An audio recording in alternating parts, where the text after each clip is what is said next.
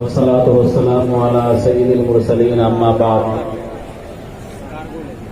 قال النبي صلى الله عليه وسلم خير يوم طلعت عليه الشمس فيه يوم الجمعة فيه خلق آدم وفيه أدخل الجنة وفيه أخرج منها لا تقوم الساعة إلا في يوم الجمعة او کما قال علیہ السلام۔ میں نے ایک حدیث کا ٹکڑا پڑھا ہے کہ جناب نبی کریم صلی اللہ علیہ وسلم نے ارشاد فرمایا خیر یوم طلعت علیہ الشمس یوم الجمعہ فیہ خلق آدم وفیہ ادخل الجنہ وفیہ اخرج منها لا تقوم الساعة الا فی یوم الجمعہ۔ جمعہ کا دن اتنی فضیلت والا دن ہے، اتنی فضیلت والا دن ہے کہ جناب نبی کریم صلی اللہ علیہ وسلم نے ارشاد فرمایا کہ سورج جن ایام پر طلوع ہوتا ہے، سورج جن دنوں پر طلوع ہوتا ہے، چاہے مہینے کا دن ہو، سال کا دن ہو، ہفتے کا جو بھی دن ہو، ان تمام دنوں میں سب سے بہتر دن جمعہ کا دن ہے۔ اللہ تبارک و تعالیٰ کو اختیار ہے جس کو چاہے جس پر فوقیت دے۔ جناب نبی کریم صلی اللہ علیہ وسلم کو تمام رسولوں کا سرتاج بنا دیا، جبرائیل علیہ السلام کو تمام فرشتوں کا سردار بنا دیا، مکہ المکرمہ خانہ کعبہ کو تمام مساجد کی سردار بنا دیا۔ تو یہ اللہ کو حق ہے جس کو چاہے فضیلت دے دے۔ تو اللہ تبارک و تعالیٰ نے جمعہ کے دن کو فضیلت والا دن بتایا کہ سورج جن دنوں پر طلوع ہوتا ہے ان دنوں میں سب سے بہتر دن جمعہ کا دن ہے۔ فیہ خلق آدم، جمعہ کے دن آدم علیہ السلام کی تخلیق کی گئی۔ آدم علیہ السلام جو پیدا کیے گئے، آدم کا پتلا تیار ہوا، روح ڈالا گیا، وہ جمعہ کا دن تھا۔ فیہ ادخل الجنہ، آدم علیہ السلام جمعہ کے دن ہی جنت میں داخل کیے گئے۔ وفیہ اخرج منہا، اور ایک وقت آیا کہ آدم علیہ السلام جنت سے نکالے گئے، تو وہ جو نکالے گئے وہ جمعہ کا ہی دن تھا کہ فیہ اخرج منہا، جمعہ کے دن ہی حضرت آدم علیہ السلام کو جنت سے نکالا گیا۔ لا تقوم الساعة الا فی یوم الجمعہ، جمعہ کے دن سے پوری کائنات تھراتی ہے، خوف کھاتی ہے، اس لیے کہ قیامت کا دن جمعہ کا دن ہی ہوگا، جمعہ کے دن ہی قیامت آئے گی۔ ہم آپ جمعہ کے دن چھٹی کا دن مناتے ہیں، نہ طاعات سے مطلب نہ عبادات سے مطلب، لہو و لعب کھیل کود کے اندر لگے رہتے ہیں۔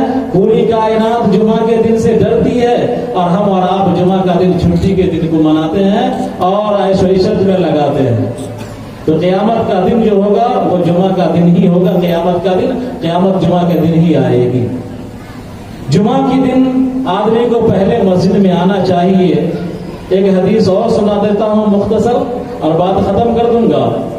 اللہ تبارک و تعالی جب جنتیوں کو جنت میں داخل کر دیں گے، جنتی جنت میں پہنچ جائیں گے، دوزخی دوزخ میں پہنچ جائیں گے، جنتیوں کو تمام طرح کی نعمتیں میسر ہوں گی، طرح طرح کی نعمتیں میسر ہوں گی جن کا تصور نہ ہم نے کیا، نہ ہم نے دیکھا، نہ سوچا۔ مالا عین رات ولا اذن سمعت وما خطر علی قلب بشر، کہ جنت کے اندر ایسی ایسی نعمتیں ہوں گی کہ جس کو کسی انسان کی آنکھ نے نہ دیکھا، کسی انسان کے کان نے نہ سنا اور کسی دل پر اس کا خیال بھی نہیں گزرا۔ ہمارے تصور سے، ہماری سوچ سے اونچی نعمتیں میسر جنت میں۔ حدیث کے اندر آتا ہے کہ جنت کے اندر ایک میدان ہے۔ جناب نبی کریم صلی اللہ علیہ وسلم فرماتے ہیں ایک مرتبہ جبرائیل علیہ السلام آئے اور ان کے ہاتھ میں آئینہ تھا، اس پر سیاہ نقطہ تھا۔ میں نے پوچھا کہ جبرائیل یہ کیا ہے آئینہ اور یہ سیاہ نقطہ کیا ہے؟ تو جبرائیل نے کہا کہ اللہ کے رسول صلی اللہ علیہ وسلم یہ میدان مزید ہے۔ کیا ہے یہ؟ میدان مزید ہے۔ جناب نبی کریم صلی اللہ علیہ وسلم نے فرمایا کہ میں نے پوچھا کہ اے جبریل میدان مزید کہاں ہے؟ تو جبریل نے کہا کہ میدان مزید جنت میں۔ میں نے پوچھا کہ میدان مزید کتنا وسیع و عریض ہے، کتنا لمبا چوڑا ہے؟ تو جبریل نے کہا کہ اس میدان مزید میں گھومے ہوئے ہم کو ہزاروں برس ہو گئے، لیکن اس کی چوہدی کا پتہ نہ چلا کہ اس کا مشرق کا سرا کہاں پر ختم ہے، مغرب کا سرا کہاں پر ختم ہے۔ اتنا بڑا میدان، اور جبرائیل کتنا بڑا فرشتہ کہ اس کے 600 بازو۔ جناب نبی کریم صلی اللہ علیہ وسلم نے اپنے اصلی شکل میں جبرائیل علیہ السلام کو 2 مرتبہ دیکھا، ان کے 600 بازو تھے اور 600 بازو سے مشرق و مغرب کو ڈھانپے ہوئے تھے۔ جبرائیل کہتے ہیں کہ میں نے اس میدان کا چکر لگایا ہزاروں برس، لیکن लेकिन उस मैदान की चौहद्दी का पता न चला, वो मैदान इतना वसी है। अल्लाह के रसूल सल्लल्लाहु अलैहि वसल्लम ने पूछा कि उस मैदान का काम क्या है, वो मैदान किसके लिए तैयार की गई है? तो जनाब जिब्रील अलैहिस्सलाम ने फरमाया कि उस मैदान की तमाम चीजें सफेद हैं और उस मैदान में अल्लाह तबारक व तआला अपना दीदार कराएगा।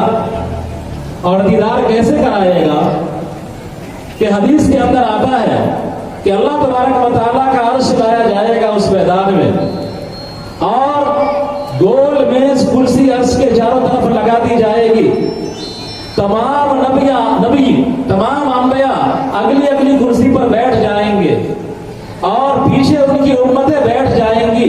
जनाब नबी करीम सल्लल्लाहु अलैहि वसल्लम के पीछे बैठने वाली उम्मत तमाम नबियों के मुकाबले में ज्यादा होगी। तो तमाम नबी आगे सीट पर और उनकी उम्मतें पीछे सीट पर और गोल मैदान के अंदर सब लोग बैठ जाएंगे। अल्लाह तबारक व तआला कहेगा फरिश्तों से कि फरिश्तों तमाम जन्नतियों को शराबे तहूर पिलाओ, सबको शराबे तहूर पिलाया जाएगा। दाऊद अलैहिस्सलाम से कहा जाएगा कि दाऊद लहने दाऊदी में तुम अल्लाह के नगमात गाओ, अल्लाह की तारीफ करो। हम और आप नात गाते हैं, वहां भी नात की महफिल होगी, हम्द की महफिल होगी कि अल्लाह तबारक व तआला कहेगा कि ऐ दाऊद तुम मेरी हम्द बारी बयान करो, मेरी शान में अकीदत नजराना अकीदत गुनगुनाओ। दाऊद अलैहिस्सलाम अपने प्यारी आवाज से लहने दाऊदी में अल्लाह तबारक व तआला की हम्द पढ़ेंगे, हम्द बारी पढ़ेंगे, गुनगुनाएंगे। तमाम जन्नती कैफ और सुरूर में मस्त हो जाएंगे, झूम जाएंगे। ये तो ज़ियाफत हुआ। अल्लाह तबारक व तआला आवाज देगा कि ऐ जन्नतियों, ऐ जन्नतियों, बताओ तुमको तुम्हारे सारे अरमान पूरे हो गए, तुमको तरह तरह की नेमतें मिल गई, सारी नेमतें मिल गई।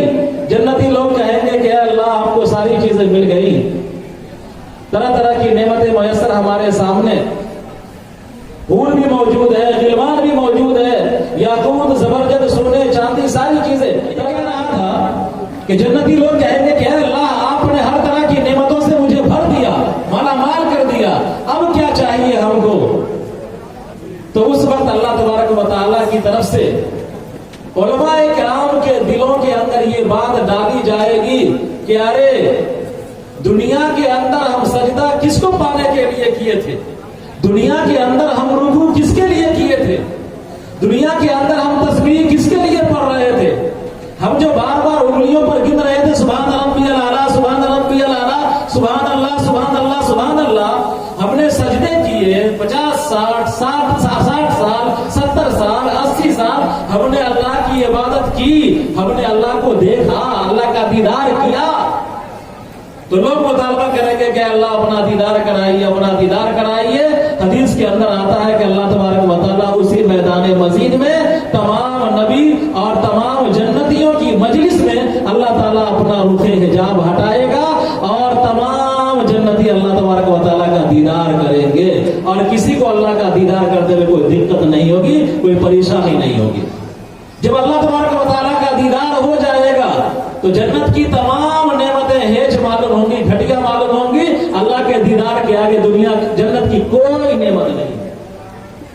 जनाब नबी करीम सल्लल्लाहु अलैहि वसल्लम की इस हदीस का एक नमूना जुमा के दिन मुजाहिरा होता है कि जुमा के दिन भी एक मजलिस लगती है, अल्लाह के घर के अंदर लगती है। भांत भांत के लोग आते हैं, हर तरह के लोग आते हैं। कोई साइकिल सवार होकर के आता है, कोई पैदल चल के आता है, कोई मोटरसाइकिल से आता है।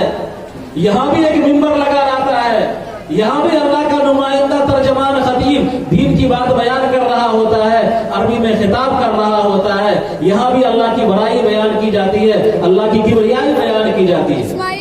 हमारे उलमाए किराम फरमाते हैं कि जो कोई ये चाहता है कि जन्नत में मैदान मजीद में अंबिया के राम के नजदीक बैठे, अंबिया के राम के नजदीक बैठे, कहाँ? जन्नत में मैदान मजीद में, उसको चाहिए कि जुमा में खतीब के नजदीक बैठने की कोशिश करे, मिंबर के नजदीक बैठने की कोशिश करे। हर आदमी ये चाहे कि जुमा में पहले सब में हमको जगह मिल जाए, लेकिन होता क्या है? सब जानता है कि जुमा के दिन पहले वाले को, आने वाले को ऊंट के बराबर सवाब मिलता है, बाद में आने वाले को बकरी के बराबर सवाब मिलता है। اس کے بعد آنے والے کو مرغی کے برابر ثواب ملتا ہے، اس کے بعد آنے والے کو انڈے کے برابر ثواب ملتا ہے۔ جب خطیب خطبہ شروع کرتا ہے تو رجسٹر لپیٹ دیتا ہے کہ چلو اب کوئی ویلو نہیں آنے والے کا۔ ہم میں سے ہم مسلمانوں کا المیہ یہ ہے کہ ہم کو دوری دکان تجارت وغیرہ سے فرصت نہیں ہوتی ہے۔ ہم ٹائم دیکھتے ہیں کہ 1 بجے خطبے کا ٹائم ہے، 1 بجنے میں 2 منٹ 3 منٹ باقی رہتا ہے، تو ہم جاتے ہیں مسجد کے اندر۔ بیچارے بوڑھے جمراتی بدھن گلو میاں مسجد کے اندر رہتے ہیں جمعہ میں پہلے، اور ہمارے جو سیٹ صاحب ہیں، شیخ صاحب ہیں، اور ہمارے جو اسمارٹ ہینڈسم لڑکے سب ہیں، وہ تمام آتے ہیں 1:02 جب باقی رہے گا 1 بجنے میں تو آئیں گے۔ اور اگر امام صاحب سے کچھ گڑبڑی ہو گئی، ہلکا ٹائمنگ گڑبڑا گیا، 2-4 منٹ تاخیر ہو گئی، تو لے دیکھیے امام صاحب کی کیا گد ہوتی ہے جمعہ کی نماز کے بعد، آپ نے کیوں تاخیر کر دیا، ہمارا کاروبار چھوٹا، ہماری آفس چھوٹی، ہم 10 منٹ کے لیے آئے تھے، 5 منٹ کے لیے آئے تھے۔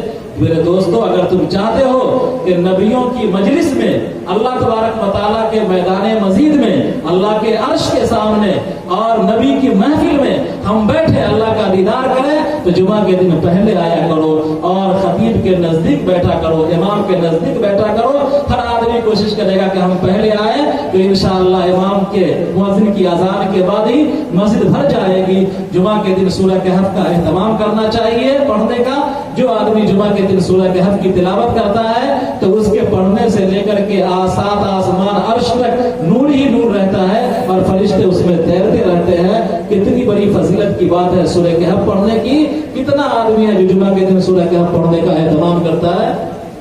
جمعہ کے دن ایک گھڑی ایسی آتی ہے کہ اس گھڑی کے اندر جو بھی آدمی دعا کرتا ہے اللہ تعالیٰ اس دعا کو قبول کرتے ہیں۔ اس گھڑی میں جو آدمی جو بھی دعا کرتا ہے اللہ تعالیٰ قبول کرتے ہیں۔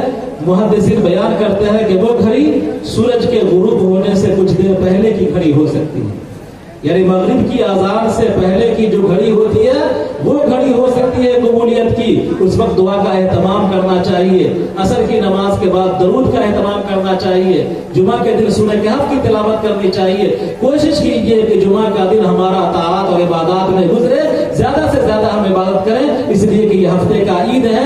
اگر یہ جمعہ ہمارا صحیح رہا تو پورا ہفتہ انشاءاللہ صحیح رہے گا، اور جمعہ میں ہم نے ٹلی مارا تو ہم 5 ہفتے کے 7 دن ٹلی مارتے رہیں گے، ہم فرائض چھوڑتے رہیں گے۔ تو جمعہ کا اہتمام ہم کو عید ہی کی طرح اہتمام کی طرح کرنا چاہیے۔ نبی کریم صلی اللہ علیہ وسلم سے پہلے آپ کے جد امجد حضرت کعب، آپ کے خاندان میں ایک نام گزرا، ایک شخصیت گزرے ہے، حضرت کعب ابن لبی۔ زمانے جاہلیت میں جناب نبی کریم صلی اللہ علیہ وسلم کی بعثت سے پہلے جمعہ کے دن کو یوم العروبہ کہا جاتا تھا، عروبہ کا دن۔ لیکن کعب ابن لبی اس جمعہ کے دن لوگوں کو جمع کر کے خطبہ دیا کرتے تھے، اچھی بات بتلایا کرتے تھے۔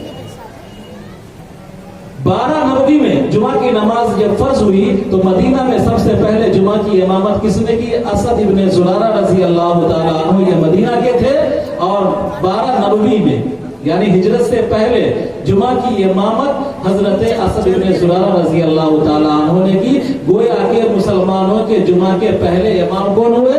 اسد ابن زرارہ رضی اللہ